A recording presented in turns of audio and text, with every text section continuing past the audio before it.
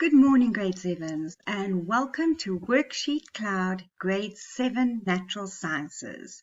I hope you had an amazing long weekend and you're looking forward to this very short 3-day week ahead of you because, yes, Friday is another public holiday.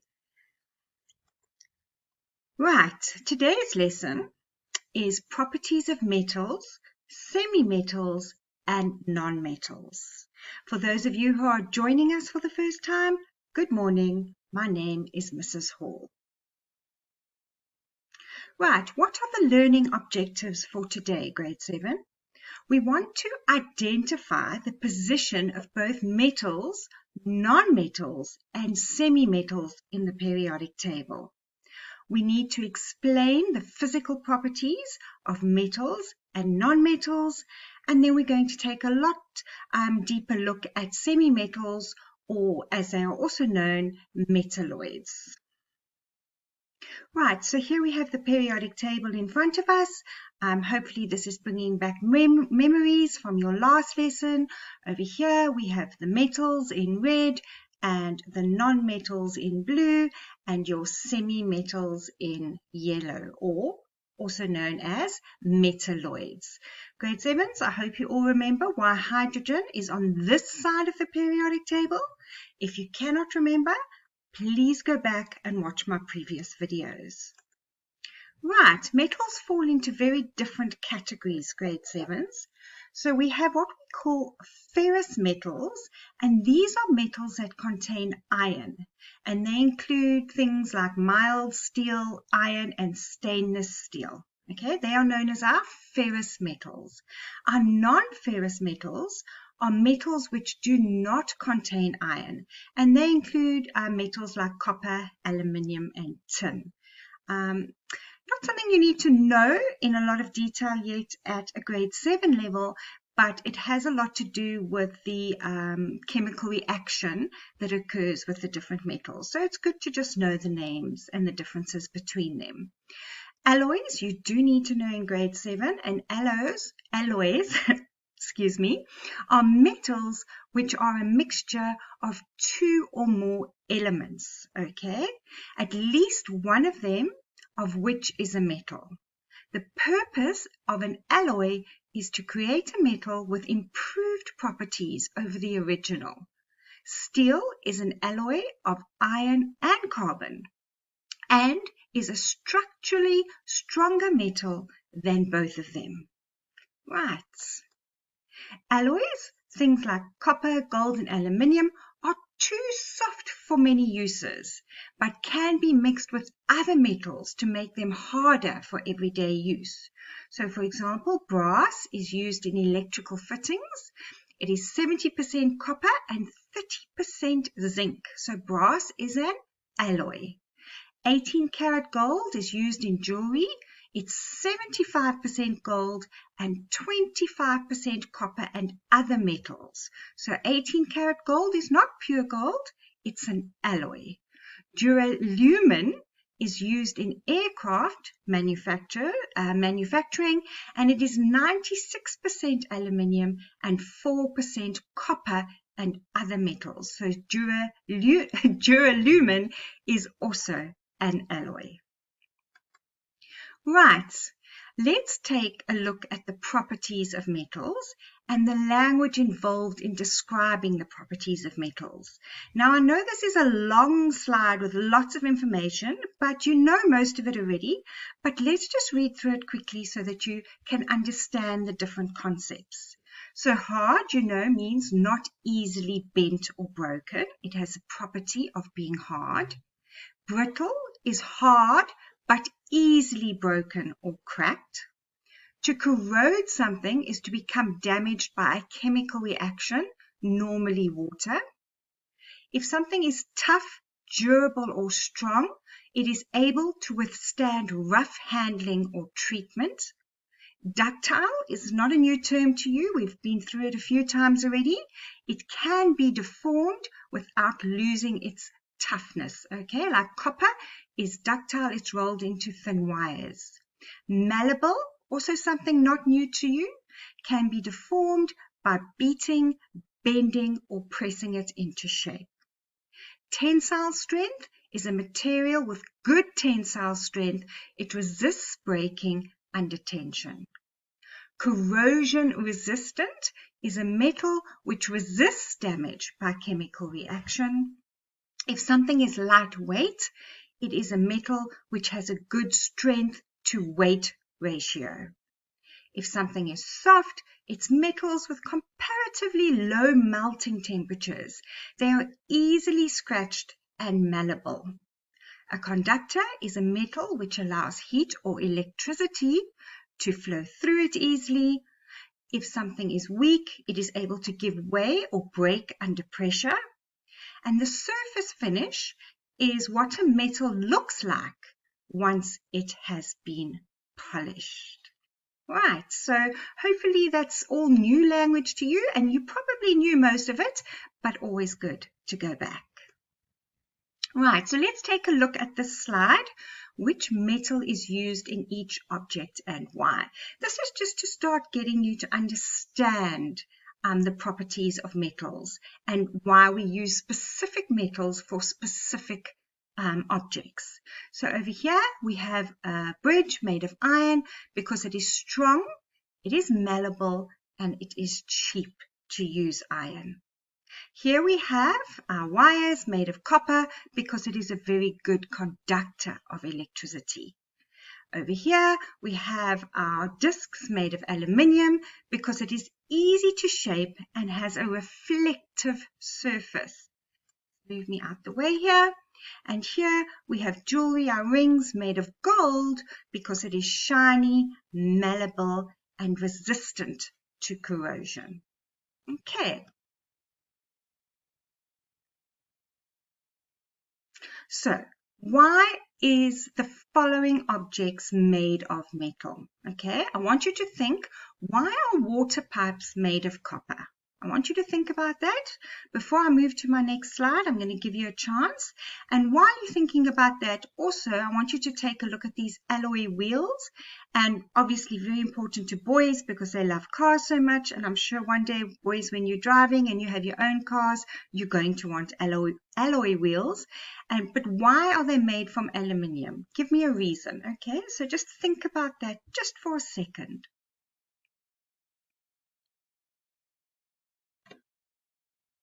Okay, let's take a look at our answers. Okay, so copper pipes are probably the most traditional plumbing pipe used due to their extensive duration and reliability. So they last a long time. They provide superior corrosion resistance, okay? So water cannot rust them or corrode them. They are a great material to be used for hot and cold water, and they can be managed quite easily. Okay, and then the alloy for the alloy wheels. In the automotive industry, alloy wheels are wheels that are made from an alloy of aluminium or magnesium. And alloys of aluminium or magnesium are typically lighter for the same strength. They provide better heat conduction and often produce improved cosmetic appearance over steel wheels. So it's all about the looks. Even the boys like the way things look, not just the girls. Right, now here's another little exercise for you to think about. Which metal would you use and why? So I'm going to leave the slide up for a while and I want you to read the metals on the left-hand side and I want you to match it to the right-hand side, thinking of the properties that the metal has that makes it good for its use. So I'm just going to pause this for a while and then I'm going to ask you to read through it and think about the answers. Okay, so you can either choose to pause me and write it down or think about it, or you can quickly go through it. So read through here and which metal is best for these following objects and make it good for its specific use.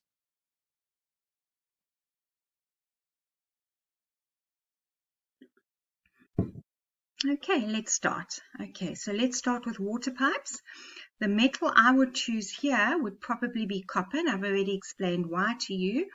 It is good for pipes. It's easy to bend and move around, so you can have pipes leading in all different directions. It also does not corrode easily, so when it comes into contact with water, it will not rust.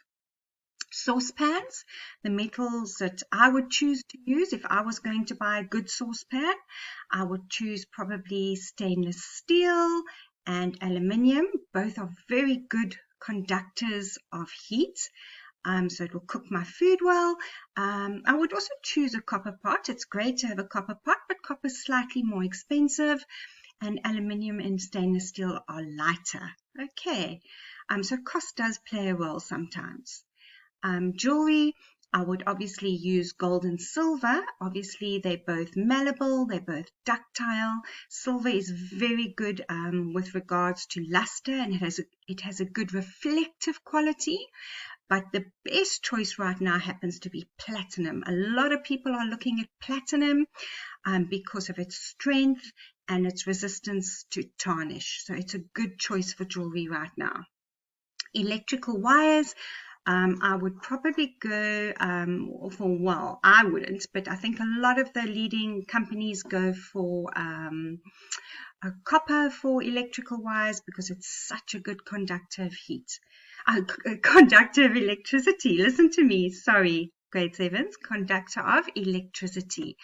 Overhead power cables, that would be aluminium because aluminium is lighter. And it's also relatively cheaper. It is still a good conductor, so it is used in overhead power cables. It's a better choice as far as cost is concerned. A bulb filament, I would consider tungsten. It has a very high melting point, and it also retains its strength when it is heated. And then aeroplanes, I would use aluminium. Aluminium, it's very strong. It's a strong metal and it's a very light metal. You don't want a heavy metal in an aeroplane while you're flying in the sky. Okay. So now let's move on to our non-metals, grade 7s. Over here, we have our non-metals. Remember, hydrogen is there. For what reason? It has something to do with its electrons and why it is in this specific group over here. Remember, these are our groups. These are our periods. Okay, and over here we have our non-metals as well. So let's take a look at our properties of non-metals. So why does a frying pan have a plastic handle? Now, plastic would be a non-metal, and the reason we all know it is an insulator. It does not allow heat to pass through it, so therefore we are able to pick up a hot metal pan. It is a bad conductor of heat. Why is helium used in party balloons? Okay, as a non-metal? Because it is a light gas and it is not dense. Why do we use coal, which is a form of carbon, to make mirrors? Think about it. Why do we use coal to make mirrors? It is dull and it is not shiny. We don't want a shiny mirror shining back on us. Why do we not build cars out of glass? That is quite easy and straightforward. It is weak and it is brittle. Okay. Now, these are both pure carbon, but how are they different? We have a diamond and we have a graphite pencil. Both pure carbon, but different. Same, but different. Okay. So this is what we were, let me move myself here so you can see. Right. These are called allotropes. Okay. They are different forms of the same elements. Different bonding arrangements between atoms result in different structures with different chemical and physical properties. So diamond has a very different chemical as well as physical property to graphite in a pencil. Okay. So now we can take a good look at the difference between metals and non-metals using a table. Okay, so metals have a shiny appearance, non-metals have a dull appearance. Metals conduct electricity, non-metals do not conduct electricity.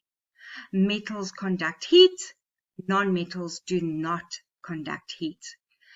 Metals have a high melting point, and non-metals have a very low melting point, so they melt far easier. Metals are malleable and non-metals are brittle. Metals have a high density, non-metals have a low density. And then just a little bit of dictionary work. Malleable can be shaped without breaking, and brittle is hard but liable to break easily. Okay, just a comparison there between metals and non-metals. Right, a little bit of quiz time. You tell me, is this a metal or a non-metal? Right, Tim? Correct, it is a metal. Oxygen, metal or non-metal? It is a non-metal. Chlorine, you can see it's a gas, right? Metal or non-metal? It is a non-metal. Aluminium is a metal. Lots of good uses for aluminium. Carbon, non-metal. Neon, oh yeah, sorry, I was going to ask you neon lab. So lots of non-metals, okay, that we've just gone through are gases at room temperature. So hydrogen, nitrogen, argon, and neon are all non-metals that are gases at room temperature. Okay, no metals are a gas at room temperature, none of them, but there is one that is a liquid, and who knows what it is? Who knows what this is? Come on, it is mercury. Right, now let's take a look. Are these a property of metals or non-metals? If something is dull, is it a property of a metal or a non-metal? It would be a non-metal. If something is flexible, is it a property of a metal or a non-metal? It's a metal. If something is a bad conductor of heat and electricity, in other words, we use it for insulation, would it be a metal or a non-metal? A non-metal. Now let's take a look at semi-metals, or as I said earlier, metalloids. We have now looked at the properties of both metals and non-metals, but when scientists were doing their experiments to observe the properties of the elements, they sometimes found some elements which were difficult to classify as either a metal or a non-metal. So what is a semi-metal? It has intermediate properties. That means it has both the properties of a metal and a non-metal. Remember, metalloids and semi-metals are the same. And here we have the semi-metals found on the periodic table. Okay, I'm not going to read through them. You can go and take a look at the periodic table yourself. So in the standard layout of the periodic table, metalloids occur along the diagonal line through boron to astatine. Elements to the upper right of this line display increasing non-metallic behavior. Elements to the lower left display increasing metallic behavior.